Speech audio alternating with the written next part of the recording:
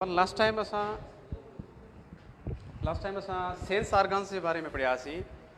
Sense organs यानी कि उहे स्ट्रक्चर जेके असांजे माहौल में मौजूद जेके बि तब्दीली आहे, इनसाइड माहौल हुजे या आउटसाइड माहौल हुजे, उन में मौजूद जेका तब्दीली आहे उन स्टिमुलस खे डिटेक्ट करे असांजे जिस्म खे ब्रेन ताईं पुॼाइनि। ठीकु आहे न। उन में असां जेके सेंस ऑर्गन्स हुआ उन ते पाण डिस्कस कयोसीं आइज़ स्ट्रक्चर जे बारे में। आई स्ट्रक्चर छो त सेंस ऑर्गन्स 5 क़िस्म जा हूंदा आहिनि इंसान जे जिस्म में। कहिड़ा कहिड़ा हूंदा आहिनि? आई स्ट्रक्चर आहे, ठीकु आहे, ऐं उन खां पोइ आहे ईयर आहे, ईयर खां पोइ आहे नोज़, नोज़ खां पोइ आहे जेको आहे टंग जेके असां ज़ुबान चवंदा आहियूं, ऐं स्किन। उन में असां आई स्ट्रक्चर ऑलरेडी पढ़ी चुका आहियूं। ठीकु आहे। अॼु असां पढ़ंदासीं ईयर स्ट्रक्चर जे बारे में। ईयर स्ट्रक्चर जेको असांजो जेको सेंस आहे हियरिंग जो उनखे कंट्रोल करे थो, यानी कि ॿुधण जो जेके हवास असां चवंदा आहियूं, ॿुधण जे हवास खे कंट्रोल करण जे लाइ असां वटि ईयर मौजूदु आहे। ईयर छा आहे? Is a sense organ of hearing, यानी कि ॿुधण जो जेको आहे सेंस ऑर्गन कहिड़ो आहे? ईयर। अच्छा, इन जे जेके स्ट्रक्चर में असांखे 3 हिसा असांखे नज़र ईंदा आहिनि। जेको असांजो फिज़िकल स्ट्रक्चर असां ॾिसंदा आहियूं ईयर जो, उन में असांखे 3 हिसा नज़र ईंदा आहिनि। छो त साउंड जी जेका डिटेक्शन हूंदी आहे उनखे कलेक्ट करण जे लाइ उनजो पहिरियों हिसो जेको मौजूदु हूंदो आहे उनखे असां चवंदा आहियूं outer ear. The outer ear जेको आहे जेको घणनि हिसनि ते मुश्तमिल हूंदो आहे? 2 हिसनि ते मुश्तमिल हूंदो, यानी कि आउटसाइड जेको असांजो ॿाहिरि जेको निकितल जेको ईयर जो स्ट्रक्चर हूंदो आहे उनखे असां छा चवंदा आहियूं? पिना। पिना जेको आहे जेको आउटसाइड जेको स्ट्रक्चर हूंदो आहे ईयर जो उनखे असां पिना चवंदा आहियूं, जेको साउंड जी जेका फ्रीक्वेंसी आहे उनखे हू कलेक्ट करे ईयर केनाल में मोकिले थो।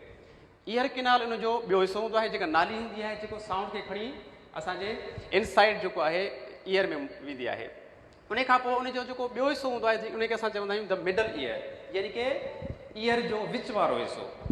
मिडल ईयर बि जेको आहे उहो छा ते मुश्तमिल हूंदो आहे? उहो ईयर ड्रम ऐं 3 जेके बोन्स ते मुश्तमिल हूंदो आहे। ईयर ड्रम ऐं 3 बोन्स। इन 3 बोन्स खे असां ऑडिटरी या ईयर ओसिकल चवंदा आहियूं। तव्हांखे इन तस्वीर में नज़र ईंदो हूंदो, ॿाहिरि हिसो पिना, उन खां पोइ ईयर केनाल, साउंड दाख़िल थियण खां पोइ उहो जेको मिडल एयर में पुॼे थो त उनजो पहिरियों जेको हिसो हूंदो आहे मिडल एयर जो उनखे असां चवंदा आहियूं ईयर ड्रम। उनखे छा चवंदा आहियूं? Ear drum. Ear drum. Ear drum जेको आहे मिडल ईयर जो पहिरियों हिसो जेको जॾहिं साउंड जॾहिं पिना जे ज़रिए ईयर केनाल में दाख़िल थींदो आहे त ईयर ड्रम में जॾहिं टच थींदो आहे त उन में वाइब्रेशन थींदी आहे। उहा वाइब्रेशन उन सां कनेक्टेड जेके 3 जेके हॾियूं हूंदियूं आहिनि, 3 स्मॉल बोन्स हूंदा आहिनि जेके असां चवंदा आहियूं ऑडिटरी या ईयर ओसिकल। उहे 3 बोन्स जेको उनजा मुख़्तलिफ़ नाला आहिनि। पहिरियों जेको बोन अटैच हूंदो आहे ईयर ड्रम सां, पहिरियों उनखे असां चवंदा आहियूं मेलियस। छा चवंदा आहियूं? मेलियस। मेलियस पहिरियों जेको बोन हूंदो आहे जेको ईयर ड्रम सां कनेक्टेड हूंदो आहे। उन खां पोइ सेकेंड जेको आहे ॿियो बोन जेको उन सां अटैच हूंदो आहे उनखे असां चवंदा आहियूं इनकस। ऐं टियों बोन जेको हूंदो आहे उनखे असां चवंदा आहियूं स्टेपिस। असां लास्ट टाइम पढ़ियो होसीं त जेको असांजे जिस्म में नंढे में नंढी हॾी जेका आहे स्मॉलेस्ट बोन जेको आहे असांजे जिस्म जो कहिड़ो आहे? उनजो जेको मख़सूस पंहिंजो नालो आहे स्टेपिस। पर कॾहिं कॾहिं ऑडिटरी या ईयर ओसिकल बि लिखियलु हूंदो आहे ऑब्जेक्ट में, त तव्हांखे उहो उनखे सिलेक्ट, छो त उहो कलेक्टिवली असां चवंदा आहियूं जेके 3 हॾियूं पाण में कनेक्टेड हूंदियूं आहिनि उनखे असां चवंदा आहियूं ऑडिटरी या ईयर ओसिकल। इहो सेकेंड जेको आहे पार्ट द मिडल ईयर जो पार्ट हूंदो आहे जेको कनेक्टेड हूंदो आहे फ्लूइड में। जेको 3rd पार्ट हूंदो आहे द इनर ईयर जेके असां चवंदा आहियूं कोक्लिया। ठीकु आहे। कोक्लिया जेको आहे इन में फ्लूइड भरियल हूंदो आहे। कोक्लिया में फ्लूइड भरियल हूंदो आहे। इहो इन जो इनर जेको आहे ईयर जो जेको आहे पार्ट हूंदो आहे जेको कनेक्टेड 2 हिसनि सां हूंदो आहे, हिकिड़ो ऑडिटरी नर्व सां ऐं ॿियो सेमी सर्कुलर केनाल सां। हाणे अचूं था इन तरह जा फंक्शन जेको आहे साउंड खे कलेक्ट कीअं करे थो ईयर, ऐं उनखे कीअं असांजे इनर ईयर खां जेको आहे दाख़िल थी करे ब्रेन तरफ़ उनजी जेका आहे फ्रीक्वेंसी वञे थी। छा थींदो आहे? जीअं ई आवाज़ जा जेके साउंड फ्रीक्वेंसी दाख़िल थींदी आहे ईयर केनाल में, ईयर ड्रम खे हू जीअं टच थींदो आहे साउंड फ्रीक्वेंसी त उन में वाइब्रेशन पैदा थींदी आहे। उहा वाइब्रेशन स्मॉल बोन जेके हूंदा आहिनि उनखे वाइब्रेट कंदी आहे। ऐं उहे स्मॉल बोन जेके आहिनि उहे कोक्लिया सां कनेक्टेड हूंदा आहिनि। हिते फ्लूइड भरियल हूंदो आहे पाणियाट। जीअं ई उहो जेको पाणियाट में जेको वाइब्रेशन पैदा थींदी आहे त कोकलिया में मौजूदु हिकिड़ा स्मॉलेस्ट जेका माइक्रोस्कोपिक हिकिड़ा हेयर हूंदा आहिनि उन्हनि खे हू वाइब्रेट कंदो आहे। उहे वाइब्रेशन जा जेको फ्रीक्वेंसी आहे उहो असांजे ऑडिटरी नर्व जेका असांजी साउंड जी जेका फ्रीक्वेंसी आहे कहिड़े क़िस्म जो साउंड अचे थो, कहिड़े क़िस्म जो साउंड जेको आहे रिसीव कयो उहा ऑडिटरी नर्व जेका हूंदी आहे रिसीव कंदी आहे ऐं उन खे खणी ब्रेन जी तरफ़ हली वेंदी आहे ऐं लास्ट में ब्रेन वरी उनखे रिस्पॉन्स में आणींदो आहे त कहिड़े क़िस्म जो आवाज़ु अचे पियो। इहो हिकिड़ो सिंपल हिकिड़ो स्ट्रक्चर हो जेको असांजे सेंस ऑर्गन जो जेको ॿियो स्ट्रक्चर पहिरियों स्ट्रक्चर असां पढ़ी चुका आहियूं आइज़ ऐं सेकंड आहे ईयर में मौजूदु जेको तव्हांखे सिर्फ़ु उन मख़सूस नाला यादि करणा आहिनि ऐं उन जी तरतीब तव्हांखे रुगो यादि करणी आहे छो कॾहिं कॾहिं तरतीब जे हिसाब सां बि खोड़ जेके क्वेश्चन्स अराइज़ थींदा आहिनि। अॼु असल में पहिरियों सो पिना जेको आहे आउटर एयर जो पहिरियों सो आहे छा ते मुश्तमिल आहे पिना ऐं ईयर केनाल ते।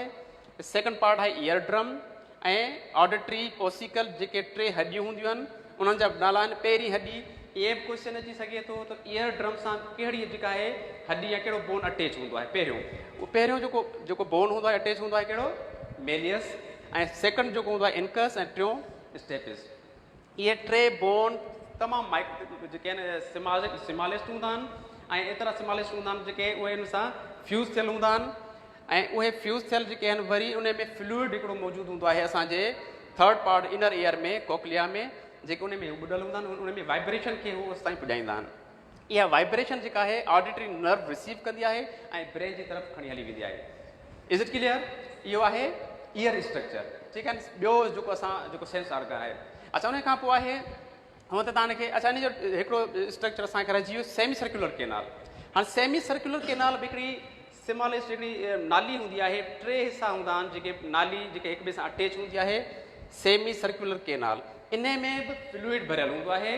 इन जो कमु छा हूंदो आहे जिस्म खे बैलेंस में आणणु, जिस्म खे बैलेंस में आणणु। छो त असांजे जिस्म में असांजो जेको जिस्म आहे असांजी ग्रेविटी असांजी पोज़ीशन हिकिड़ी मख़सूस आहे। असां जेका मूवमेंट कयूं था असांजे जेका मथे जी मूवमेंट कहिड़ी हुजे ग्रेविटी जे हिसाब सां असां पंहिंजे जिस्म खे हलायूं पिया।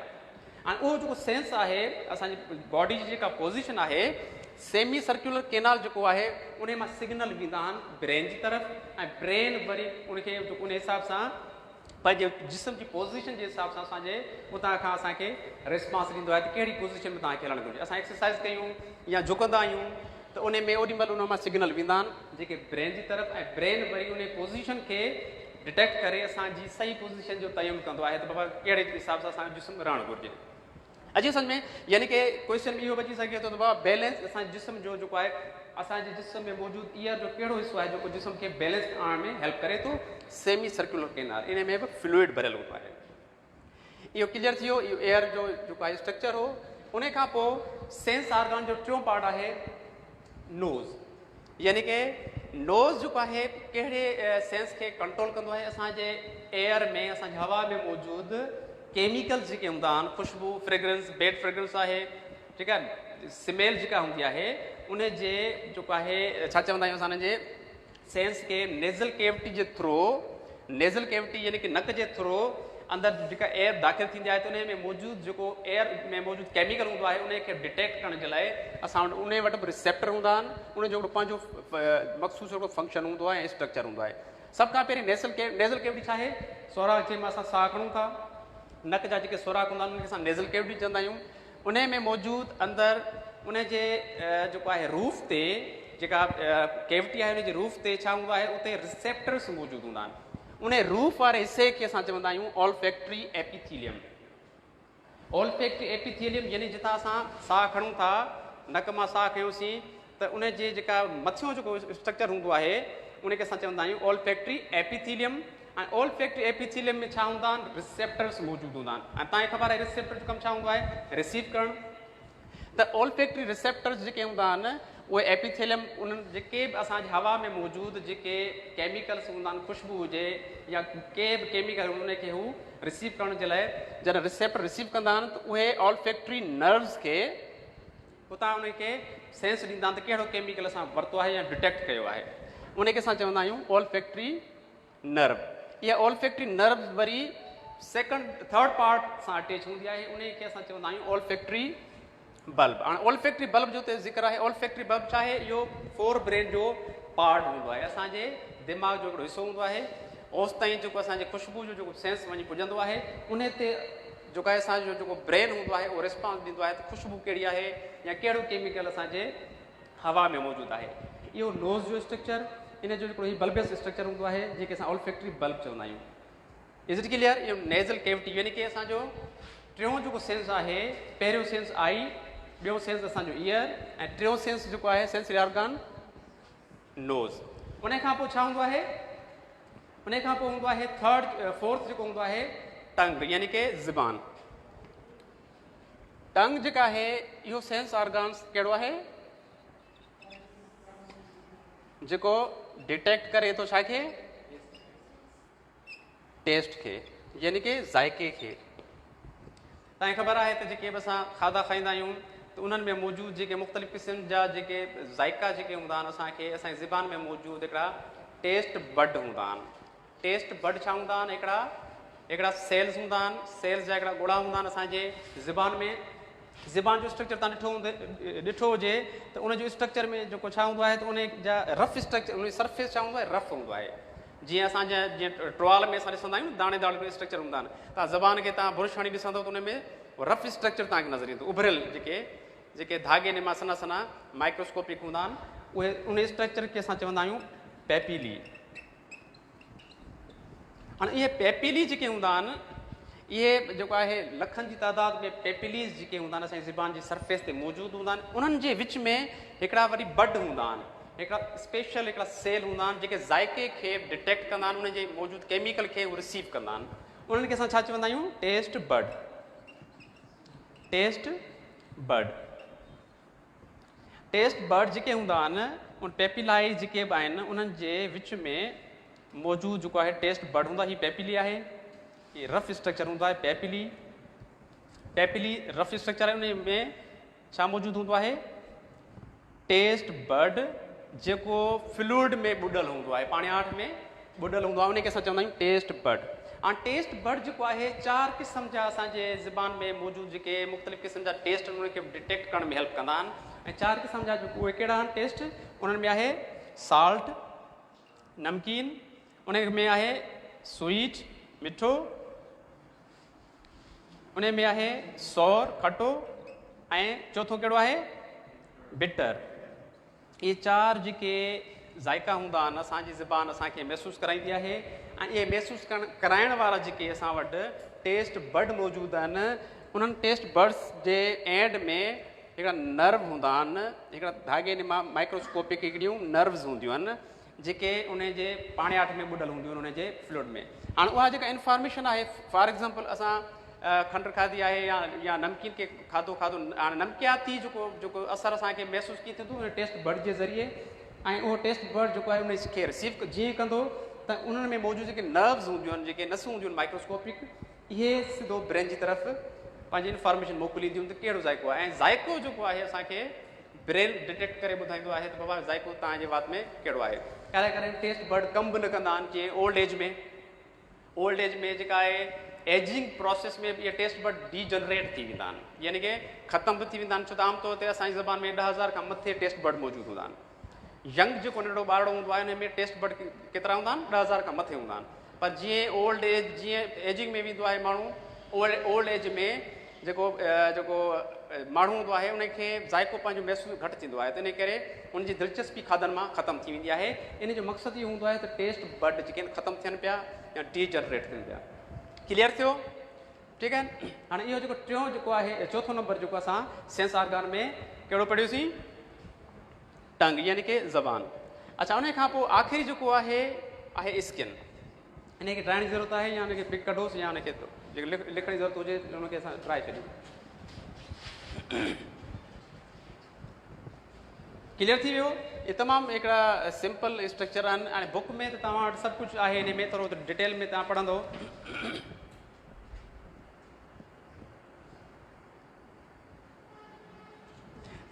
ॿी ॻाल्हि त इन्हनि में जेका बि इंफॉर्मेशन सेंस ऑर्गन डिटेक्ट कंदा आहिनि, हीअ 6वीं क्लास में साइंस आहे, 6वीं क्लास में आहे, हीअ सभु सिंपल आहे, ठीकु आहे न। पर इनखे तव्हांखे डिटेल में पढ़णो पवंदो। असां तव्हांखे सिर्फ़ु हुनजो इंट्रोडक्शन कराईंदा आहियूं, छो त टाइम तमामु थोरो हूंदो आहे। कोर्स वर्क असां कोन था कराए सघूं। टाइम तमामु जेको लिमिटेड आहे उन में असां तव्हांखे उनजो इंट्रोडक्शन ॿुधाईंदासीं हिकिड़ो सुपरफिशियल स्टडी तव्हांखे ॿुधायूं पिया त भाई हीअ शइ हूंदी आहे तव्हांखे हाणे पाण खे डिटेल में तव्हां वञो 9th जा खणो फर्स्ट इंटर में बि तव्हांखे मिली वेंदी पर 6th क्लास में तव्हांखे जेको आहे सिंपल स्ट्रक्चर छो त हीअ आहे 6th क्लास जी साइंस जेका आहे ॿारहाणी साइंस हूंदी आहे ठीकु आहे न भाउ हाणे 6th क्लास जी साइंस में तव्हांखे उनजी तस्वीरी माहौल बि आहे 6th क्लास जी साइंस में तव्हांखे तस्वीरी माहौल बि हुनजो मिलंदो इहे सभु तस्वीरूं उन में मौजूदु आहिनि ईयर स्ट्रक्चर बि आहे नेज़ल कैविटी ते ठाही वई आहे नेज़ल कैविटी तव्हांखे नज़र ईंदो हूंदो इन में अंदरि जेके स्ट्रक्चर मौजूदु आहिनि टेस्ट बर्ड जो स्ट्रक्चर कहिड़ो आहे उन्हनि ॿुधायो ऐं लास्ट में आहे स्किन जो हाणे स्किन जो जेको आहे थोरो नज़र विझंदासीं त स्किन छा आहे पंहिंजो जेको सेंस ऑर्गन आहे उहो कहिड़ो आहे स्किन इनखे ठाहिण जी ज़रूरत आहे ठाहे छॾियूं मथां पंहिंजो जेको सेंस ऑर्गन हूंदो आहे स्किन स्किन जेको आहे लेयर हूंदी आहे स्किन छा खे डिटेक्ट कंदी आहे मुख़्तलिफ़ क़िस्म जा रिसेप्टर्स स्किन में मौजूदु हूंदा आहिनि पहिरीं त स्किन जेको आहे लेयर जा तव्हांखे थोरो ज़हन में रखणा पवंदा त लेयर केतिरा आहिनि जेका स्किन हूंदी आहे उन जा 3 लेयर हूंदा आहिनि कहिड़ा कहिड़ा हूंदा आहिनि एपिडर्मिस डर्मिस ऐं हाइपोडर्मिस 3 स्ट्रक्चर हूंदा आहिनि एपिडर्मिस डर्मिस ऐं हाइपोडर्मिस ये सेंस ऑर्गन आहे जेको टच ऐं टेम्परेचर खे पेन खे प्रेशर खे डिटेक्ट करे थो यानी कि असां टच कयूं था त बि असांखे ख़बर पए थी त कहिड़े क़िस्म जी टच असांखे फील थिए थी सर्दी आहे गर्मी आहे असांजी स्किन जे थ्रू असांखे ख़बर पवंदी आहे ऐं ब्रेन ताईं उहो मैसेज वेंदा आहिनि ऐं ब्रेन असांखे ॿुधाईंदो आहे त सर्दी आहे या गर्मी आहे या कहिड़ो प्रेशर आहे या केतिरो करे करे इंजरी थींदी आहे धकु लॻंदो आहे त इहे धकु जो जेको आहे सेंस असांखे स्किन ॿुधाईंदी आहे या टिश्यूज़ ॿुधाईंदा आहिनि इन्हनि में जेको सेंस आहे उहे टच आहे टेम्परेचर आहे पेन प्रेशर ऐं मुख़्तलिफ़ क़िस्म जा रिसेप्टर हूंदा आहिनि असांजी स्किन में असांजे उन लेयर में जेके मुख़्तलिफ़ क़िस्म जो सेंस असांजे ब्रेन ताईं पहुचाईंदा आहिनि ऐं ब्रेन असांखे ॿुधाईंदो आहे अच्छा स्किन खे असां 3 लेयर्स में डिवाइड कयो आहे divided into 3 layers divided into 3 layers कहिड़ा कहिड़ा आहिनि एपिडर्मिस एपिडर्मिस डर्मिस ऐं आख़िर में आहे हाइपोडर्मिस हाइपोडर्मिस एपिडर्मिस जेको आहे आउटर लेयर हूंदो आहे असांजी जेका मथां जेका चमड़ी मौजूदु आहे इनखे असां छा चवंदा आहियूं एपिडर्मिस ये आउटर लेयर हूंदो आहे आउटर लेयर डर्मिस जेको हूंदो आहे उहो मिडल लेयर हूंदो आहे विच वारो हिसो ऐं हाइपोडर्मिस जेको आहे मिडल खां बिलो जेको इनसाइड असांजे जिस्म में जेके सॉफ्ट ऑर्गन्स आहिनि या मुख़्तलिफ़ जेके टिश्यूज़ आहिनि उहे हाइपोडर्मिस हूंदा आहिनि इनर लेयर इनखे असां फेट लेयर बि चवंदा आहियूं फेट लेयर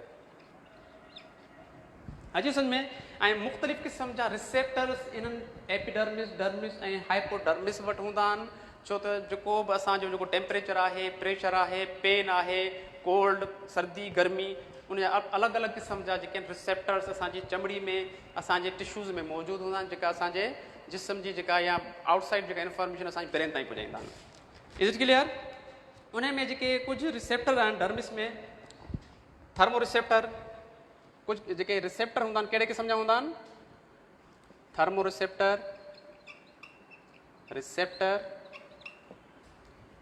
जेको छा खे डिटेक्ट करे थो टेम्परेचर खे हीट एंड कोल्ड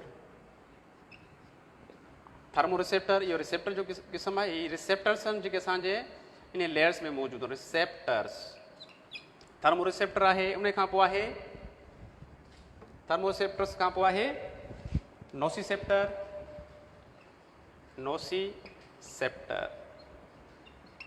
नोसीसेप्टर छा हूंदो आहे छा खे डिटेक्ट कंदो आहे पेन खे यानी कि सूर यानी कि तकलीफ़ धकु लॻंदो आहे इंजरी थींदी आहे एक्सीडेंट थींदो आहे त असांजे जंहिं जॻह ते धकु लॻंदो आहे उते पेन रिसेप्टर्स मौजूदु हूंदा आहिनि इहे जेके रिसेप्टर छा कंदा आहिनि इहा जेका धकु वारी जेका टिश्यू डैमेज वारी इंफॉर्मेशन जेका आहिनि रिसेप्टर रिसीव करे सेंसरी न्यूरॉन खे ॾींदा आहिनि ऐं सेंसरी न्यूरॉन वरी कनेक्टेड आहे ब्रेन सां इहा इंफॉर्मेशन सेंसरी न्यूरॉन जे थ्रू ब्रेन ताईं पुॼंदी आहे ऐं ब्रेन वरी असांखे सेंस ॿुधाईंदो आहे त केतिरो सूरु या केतिरो पेन असांखे तकलीफ़ केतिरी आहे।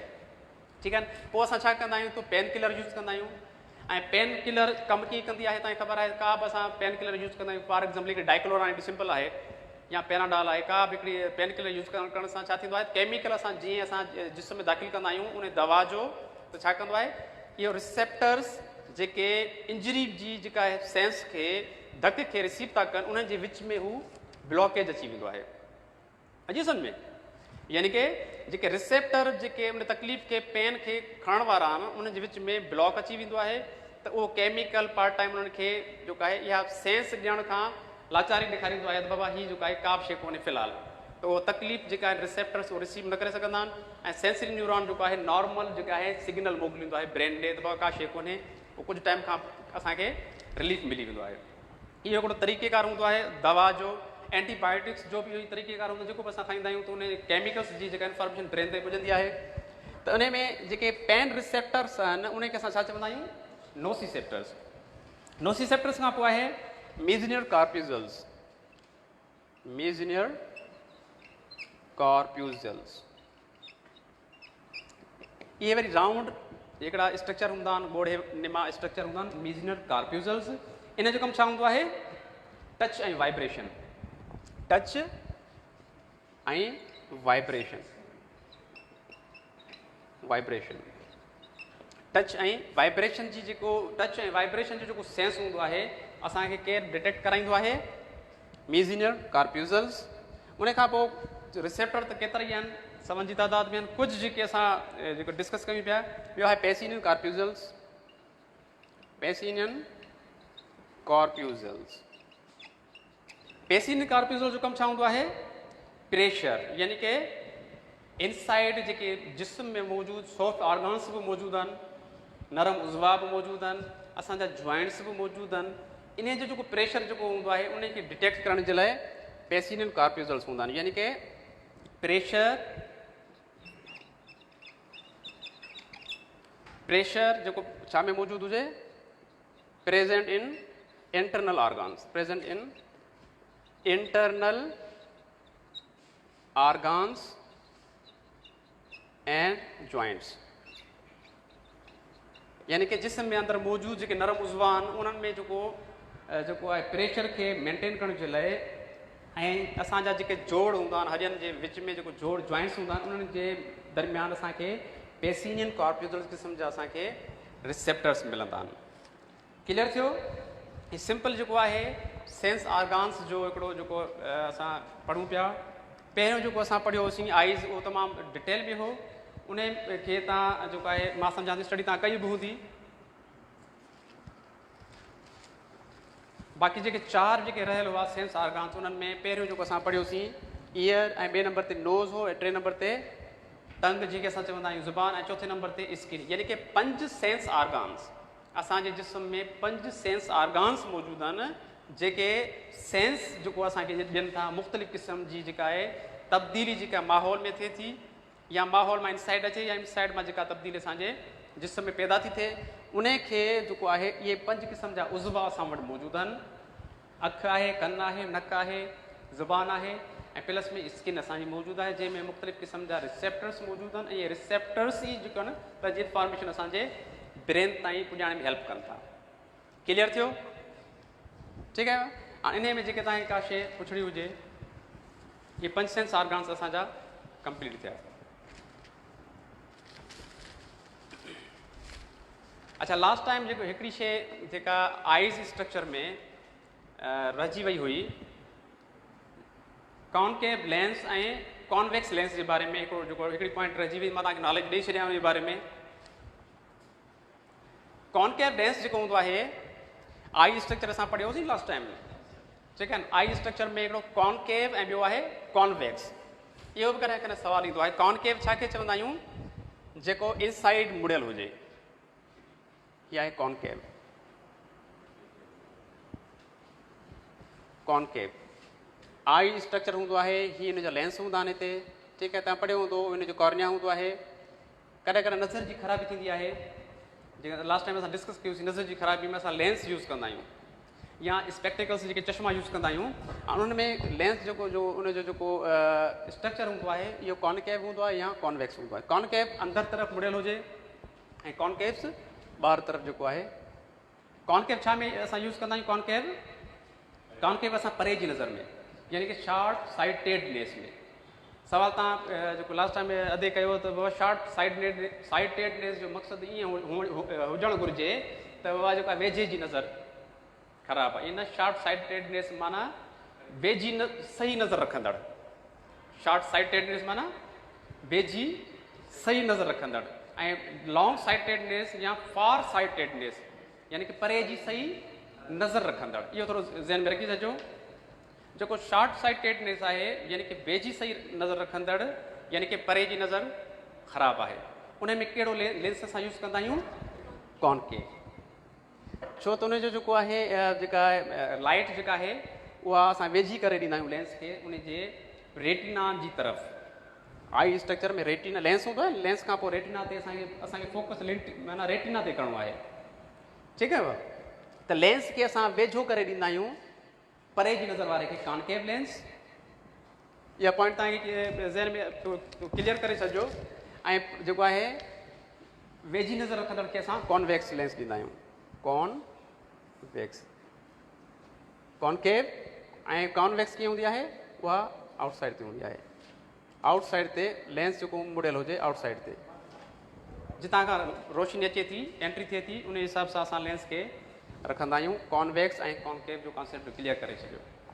Thank U.